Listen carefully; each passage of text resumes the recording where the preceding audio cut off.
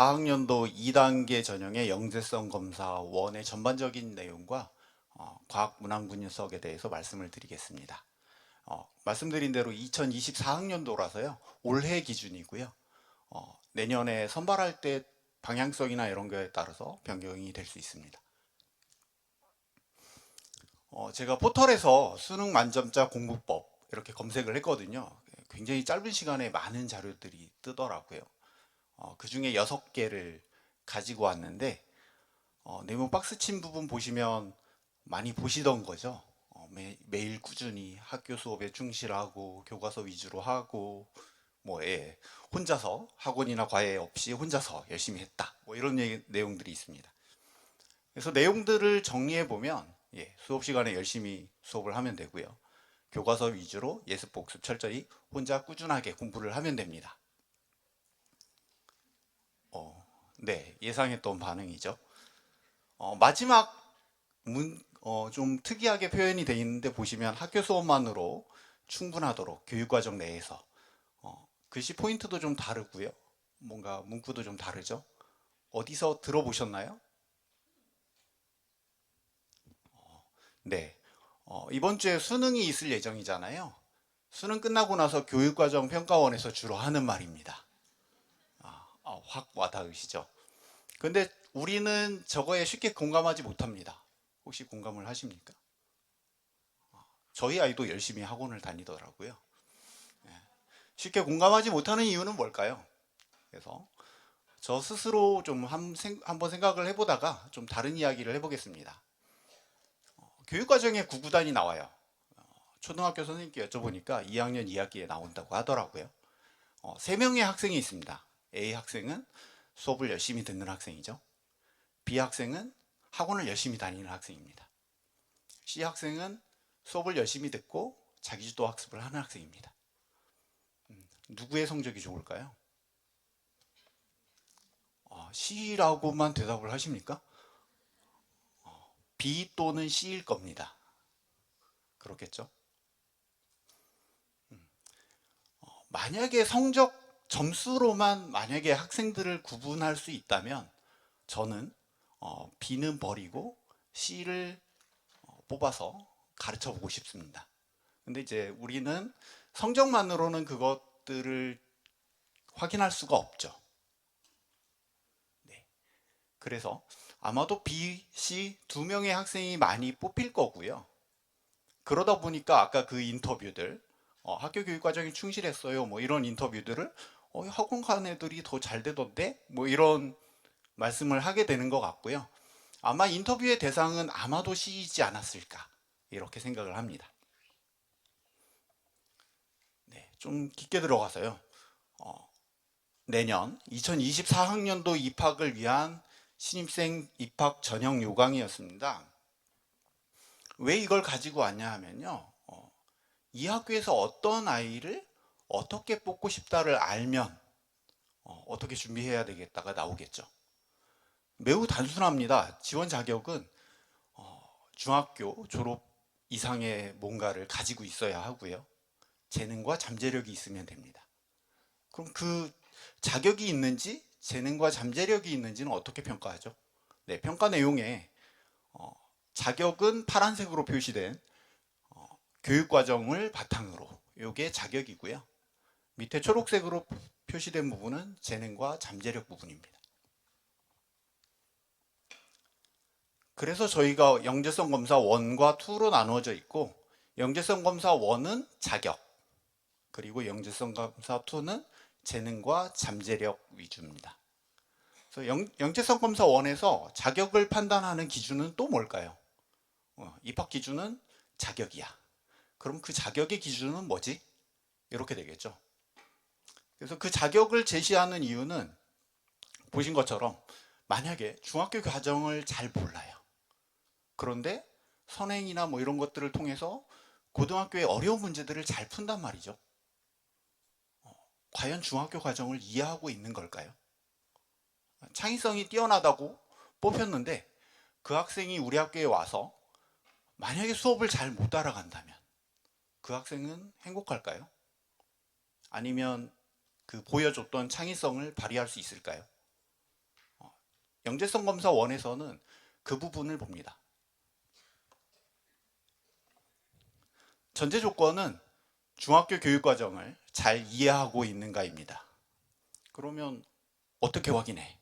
네, 모든 교과서가 여러 종류잖아요. 모든 교과서에 있고 모든 중학교에서 기본적으로 배우고 있는 내용입니다.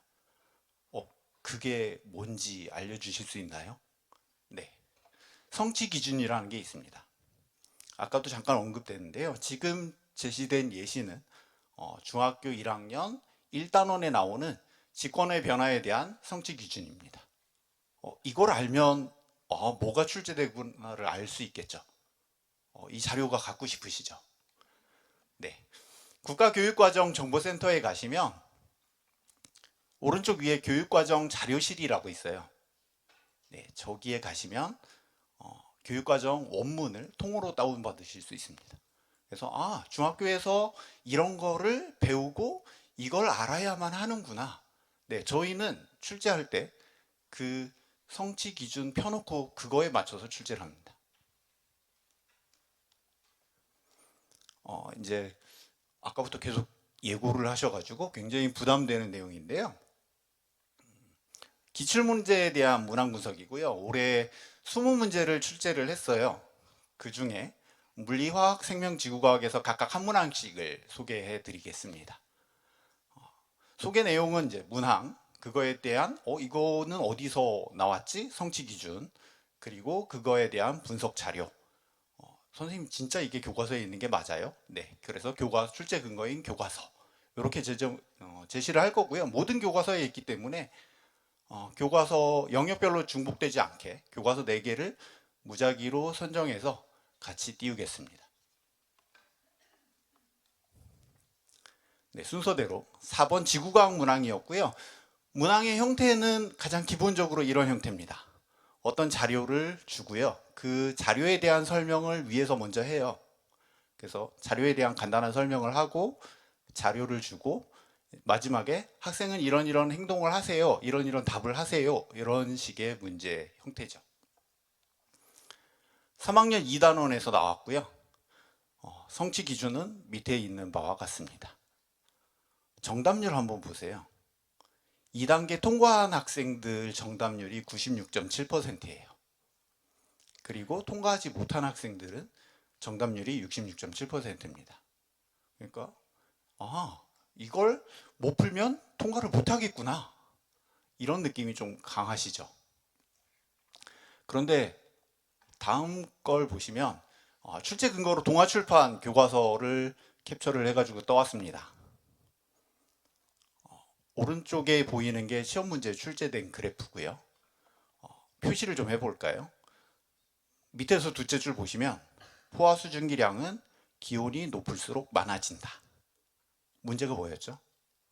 기온이 높은 거 고르는 문제였습니다. 저걸 이해한다면 틀릴 이유가 없습니다. 어려운 걸 한다고 이걸 맞추는 게 아니죠. 교육과정을 충실하게 이해하면 됩니다. 네, 두 번째로 10번 화학 문항이고요. 이거는 문항이 굉장히 길었습니다. 그래서 중간에 그림이라고 떼 있는 부분은 따로 보여드릴 거고요. 그래서 그림이 좀 복잡하다 보니까 그림에 대한 설명이 위에 잔뜩 있습니다. 그래서 그림에 대해서 이건 뭘 얘기하고 있어. 그러니까 이런 걸 풀려면 평소에 어떤 글을 읽고 요즘 그렇게 난독증이 심하다고 하더라고요. 근데 평소에 책이나 이런 글을 읽고 이게 무슨 말을 하고 있는 거야를 알면 네, 이런 것들을 해석하기가 좀 쉽겠죠. 그래서 위에 설명이 있고 그림이 있고 그 그림을 보고 옳은 거를 찾아라는 형태의 출제 문항입니다. 보시면 지금 컬러로 표시된 부분은 제가 표기한 거고요. 실제로는 까만색으로만 표기된 게 문항에 나갔습니다. 보통 우리가 그래프를 표현하면 오른쪽처럼 범례를 쓰잖아요. 근데 아마 학생들은 문제를 쉽게 풀기 위해서 그 범례를 보고 제가 컬러로 쓴 것처럼 이렇게 표시를 했겠죠. 100g, 200g의 기준은 뭐지? 밑에 기억, 리은, 디귿을 보고 저 그래프가 의미하는 게 뭔지를 찾아야겠죠. 성취 기준은 1학년 5단원하고 2학년 6단원을 융합해서 냈습니다. 한 문제에 많은 내용이 섞여 있죠. 정답률은 통과 학생이 4분의 3 정도 정답을 맞췄고요. 미통과 학생들은 4분의 1 정도만 정답을 맞췄습니다. 이번엔 천재 교과서를 출제 근거로 보여드렸는데요. 그래프가 지금 보시는 그래프하고 방금 전에 보셨던 그래프하고 많이 유사하죠. 네. 특히 이렇게 표시된 부분을 보면 지금 표시된 부분을 문항에서 묻고 있는 겁니다. 그리고 아마도 이 부분은 수업 시간에 각 학교에서 매우 선생님들께서 중요하다고 강조하셨던 부분일 거라고 예상이 됩니다. 네, 14번 생명과학 문항이고요. 이번엔 자료를 표의 형태로 줬습니다. 그래서 생물을 분류한 기준을 분류를 했고 그 기준을 이제 뭔가 감춰뒀죠. ABCD로 감춰두고 그 기준이 무엇이었을까 역으로 추론하는 형태고요. 1학년 3단원입니다. 아까 저 내려오기 전에 이걸 발표해야 돼요 라고 친한 선생님께 말씀을 드렸더니 그거 좋은 생각이라고. 그래서 지금 보시면 중학교 1학년 얘기잖아요. 학생들이 선행학습을 안 하고 고등학교 걸 배우느라고 중학교 1학년 거는 다 까먹고 온다는 거예요. 중학교 1학년 걸 모르니까 이 문제를 못 푸는 거죠. 그래서 오히려 중학교 내용에 충실해 주셨으면 좋겠습니다. 정답률 보시면 통과 학생은 60% 정도 되고요. 미통과 학생은 25% 정도 됩니다. 출제 근거 보시면 이번엔 비상교과서고요. 생명과학이 참 이래서 어려운 것 같아요. 이 부분들을 열심히 외워서 자기 것으로 알고 있어야 되는 거죠. 그런데 이걸 다 외우고 있어야 된다고가 막상 중학교에서는 굉장히 중요한 내용입니다. 이걸 모르면 이 단어는 안 배운 건데 이렇게 생물 선생님께서 말씀을 하시더라고요. 그래서 저렇게 돼 있는 기본 지식을 바탕으로 저 내용들을 이제 조합을 할 수 있어야 되는 거죠. 그런 형태의 문항입니다. 그리고 마지막 14번 물리 문항인데요. 역시 똑같이 그림에 대한 설명이 이제 위에 제시가 되어 있고요. 중간에 그림이 하나가 있습니다. 그리고 학생들은 그 그림에서 시간 속력 그래프를 그리면 됩니다. 학생들이 써야 하는 답지 형태는 이렇게 생겼습니다. 그러니까 이런 답지가 주어지니까 여기에다가 그래프 2개 그리고 속력이 같아지는 시간, 만나는 점을 찾으면 되는 거죠. 중학교 3단원이고요. 중학교 3학년 3단원이고 지금까지 보셨던 바와 같이 중학교 2학기 내용은 3학년 2학기 내용은 포함되지 않습니다. 어차피 3학년 2학기를 내면 선행학습을 하라는 의미잖아요. 그래서 3학년 1학기까지만 출제를 했었습니다. 네, 올해 기준입니다. 평균 정답률은 통과 학생이 80%를 좀 넘었고요. 미통과 학생은 30%를 조금 넘는 수준입니다. 미래행 교과서인데요. 교과서 내용하고 방금 전에 보셨던 그림 자료를 보시면 네, 똑같죠. 수업에서 저거를 그냥 뭐 어디서 그냥 보고 답을 베낀 게 아니라 본인이 고민해서 저걸 해봤다면 너무나 쉽게 풀 수 있는 문항입니다. 게다가 똑같은 거하고 살짝 다르게 뭐가 있냐면 옆에 낙하산 장난감으로 해서 등속 운동을 같이 추가해 놨죠. 그러니까 다른 단원에서 배운 것을 여기에다가 융합해서 문제를 풀면 되는 형태였습니다. 네, 과학은 여기까지 말씀을 드리고요. 이제 수학 말씀을 드리겠습니다.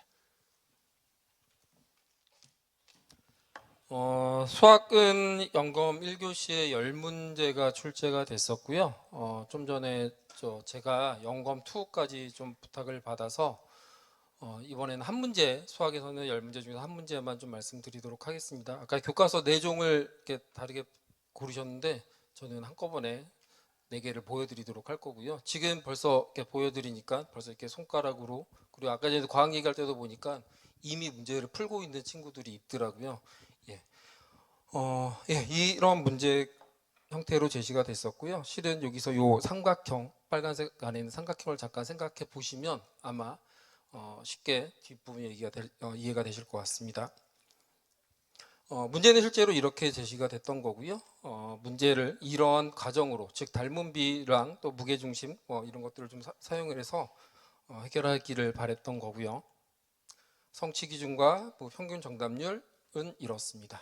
결국은 아까 말씀하셨던 것처럼 당연히 다 풀어야 된다라고 생각을 했었던 거고요. 뭐 일부 아이들은 못 푼 친구들도 있긴 하겠지만 이 문제는 보시면 여기 나와 있는 교과서들처럼요. 예, 무게중심을 두 개 붙어 있는 두 개 삼각형의 무게중심을 연결한 선분의 길이를 구하는 문제들은 어느 교과서에서나 다 들어오자 있었고요. 저희가 만들었던 저희가 같이 고민했던 거는 저것을 닮은비를 이용한 삼각형 세 개로 더 확장을 시켜서 그것도 연결한 선들의 길이의 합을 구하는 형태로 제시가 됐었습니다. 지금부터 이제 연검 2단계 말씀드릴 건데요. 연검 2단계를 걱정들도 많이 하시죠. 예, 쉽지는 않습니다. 이게 학원에서 막 열심히 한다, 뭐 알고 있는 문제를 열심히 푼다라고 해서 해결할 수 있는 문제인가라고 했을 때 많은 저 스스로도 아닐 수도 있어라고 생각을 하고요. 아니어도 괜찮다라고 생각을 하고 있습니다. 먼저 어떤 것을 어떻게 평가할까라는 질문을 하면서 같이 출제를 하신 분들 그리고 출제 들어가기 전부터 많은 고민들을 하는데요. 결론은 이렇습니다. 추론 능력을 물어봐야 될 거야. 뭐 아까 전에 말했던 여러 가지 역량, 재능, 뭐 잠재성 이런 것들을 얘기를 했었는데요. 그런 것들이 다 추론 능력으로 합쳐질 거야라고 생각을 했던 거고요. 추론 능력 그러면 연역적 추론이나 기납적 추론이라는 좁은 범위에서 생각하시는 분들이 많으실 텐데요. 그거보다 훨씬 더 넓은 범주에서 생각을 하셔야 될 것 같습니다. 추론 능력이 과 관련해서 여러 가지 자료들을 찾아봤더니요. 추론 능력은 저렇게 저희가 뽑고자 하고 하는 입학 요항이 있는 그러한 능력들과 서로 상호작용을 한다는 걸 확인할 수 있었고요. 그리고 추론력이 뛰어난 학생들은 이런 특성들을 가지고 있다는 논문들에서도 찾아볼 수 있습니다. 두 번째 줄에 보시면 요약해서 제시하는 진술은 추론 문제 해결이 부진한 학생의 경우에 전혀 관찰되지 않는다라고 하네요. 또 추론력이 뛰어난 학생들은요. 추론 문제 해결 과정의 오름을 이해시키기 위한 설명 능력이 매우 우수하다라고 합니다. 그래서 추론 능력을 위주로 저희가 평가를 하고 있습니다. 이 자료는 되게 좀 고민을 많이 했었던 자료이긴 한데요. 어떻게 해당되는 부분으로 이해해 주시면 좋을 것 같습니다. 2020니까 작년이죠. 작년의 문항은 총 11문항 120분이었고요. 올해는 10문항 150분이었습니다. 시간이 30분이 늘었죠. 문항 수는 줄었는데. 그리고 또 하나 보시면 각 문항의 마지막 문제, 그러니까 마지막 결론에 해당되는 문제의 배점을 빨리 그 앞에 보시면 훨씬 더 많이 올라갔다라는 걸 아실 수 있을 겁니다. 각 문항의 그 1번 문항들이 아무래도 문제를 이해하거나 그 다음 문제를 해결하기 위해서 어떤 그 디딤돌 같은 역할들을 하는 것들을 제시해 줬었는데요. 그 문제들만 풀고 합격을 하거나 그 문제들을 풀고 합격선에 드는 것이 타당한가라는 고민들을 저뿐만 아니라 여기 앉아 계신 여러 어머님들 그리고 학생들도 하고 있을 것 같습니다. 이렇게 배점과 시간을 변경한 이유는 어떠한 문항이라도 좋으니까 그 문항을 끝까지 탐구하고 끝까지 시간 내서 결론을 잘 이끌어냈으면 좋겠다라고 생각을 했던 것입니다.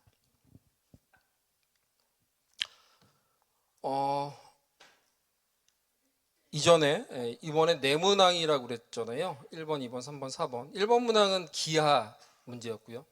2번 문항은 앨런 튜링이 제시했던 튜링 기계라는 게 있는데요. 튜링 기계 연산을 저희가 지시했던 규칙과 기호들을 사용을 해서 설계를 하는 거였고요.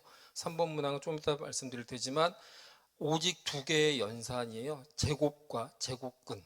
이 두 개를 선택적으로 사용을 해서 어떠한 탐구 보고서를 완성시키는 거였고요. 4번 문항은 올해는 달에서의 어떤 현상, 어떤 것들을 제시하게끔 하는 문제로 제시가 되었습니다.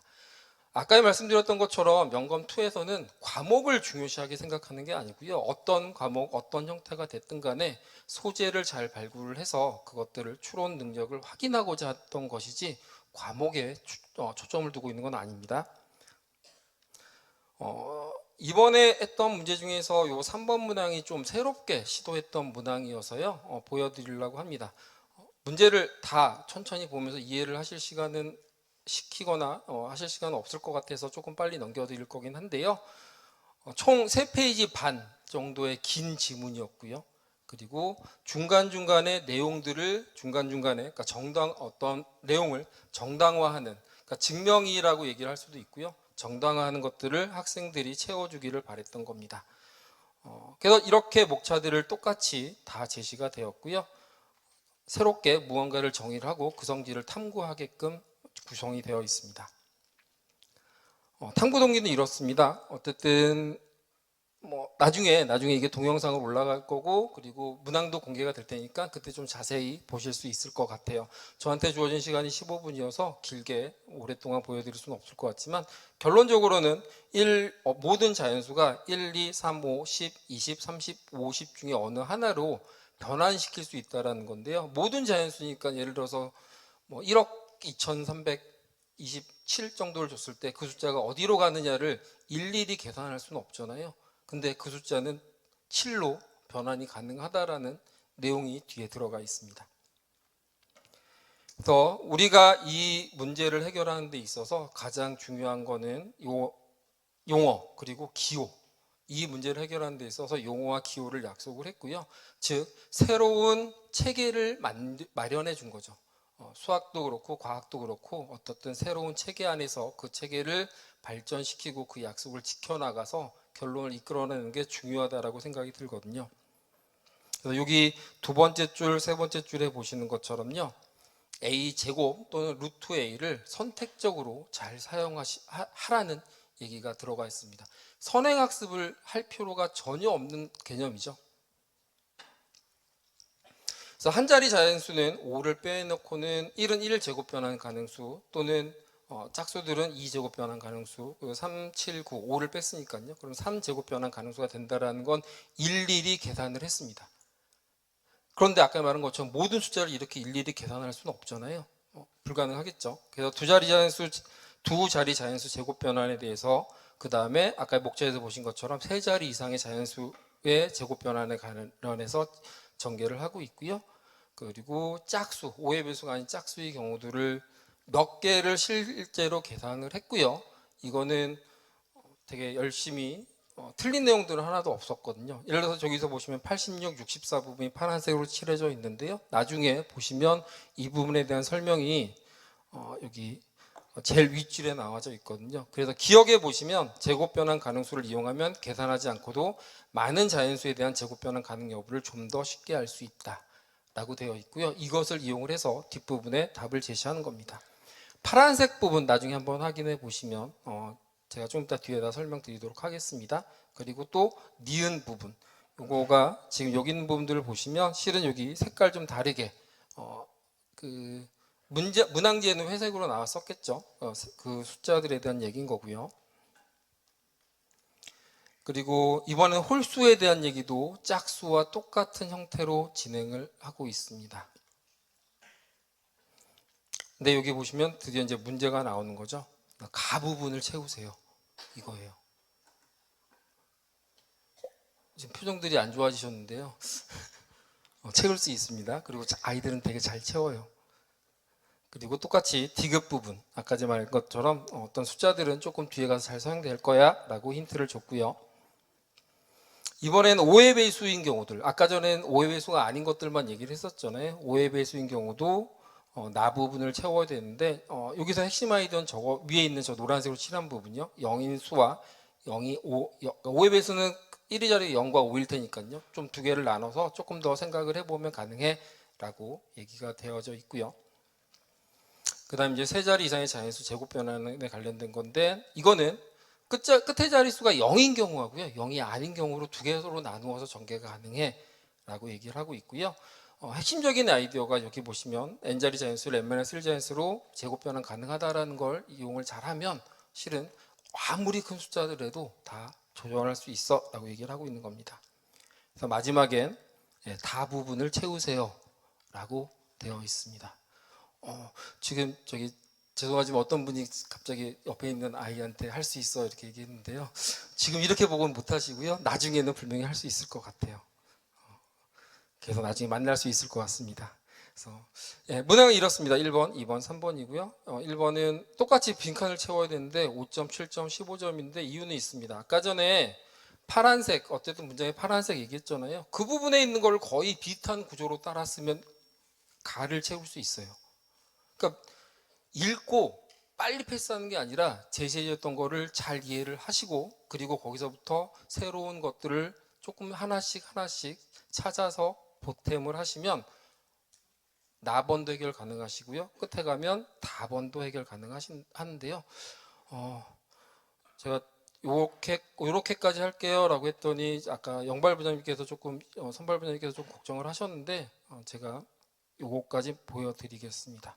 요게 저희가 원했던 가 부분의 답이에요. 아이들은 이렇게 쓰지 못할 수도 있습니다. 그리고 이렇게 쓴 친구들도 많았고요. 꼭 이렇게 써야 된다라는 게 아니고요. 여기에 필요한 요소들을 다 가지고 있으면 모두 다 당연히 맞게 채점을 했겠죠. 그리고 나 부분과 다 부분은 나중에 여러분들이 직접 해결해 보시면 좋을 것 같고요. 해결하셨다라면 분명히 우리 학교 합격하실 것 같습니다. 그래서 무엇을 해야 하나요? 라고 스스로 질문을 해봤는데요. 저는 이렇게 얘기하고 싶습니다. 출제를 하셨던 또는 검토를 하셨던 많은 선생님들이 출제 검토 그리고 아까 저처럼 설계를 하는데요. 그분들이 무엇을 했는지를 다시 한번 생각을 해봤더니 이렇게 했어요. 많이 읽어요. 뭐가 됐든 많이 읽습니다. 문제뿐만이 아니라 책도 많이 읽고요. 많이 읽습니다. 그리고 많이 읽은 걸 서로 이야기를 합니다. 그리고 그 과정 중에 비교하고요, 구분하고요, 분류하고 그리고 분석합니다. 그러면서 또 물어봅니다. 정말? 왜? 진짜? 그리고 나서 문제를 만듭니다. 그러면 여러분들도 어떤 제시되어 있는 문제들을 열심히 푸는 것도 물론 그것도 중요할 수도 있겠지만 그것보다 이렇게 똑같이 하시면 될 것 같아요. 많이 읽고요. 그리고 서로 많이 얘기하시고요. 그리고 여기처럼 그 얘기하는 과정 중에 비교, 구분, 분류, 분석하시고 왜? 라는 질문을 끊임없이 하시면서 스스로 문제도 만들어 보시고 이렇게 하시면 좋을 것 같습니다. 여기까지 하도록 하겠습니다. 감사합니다.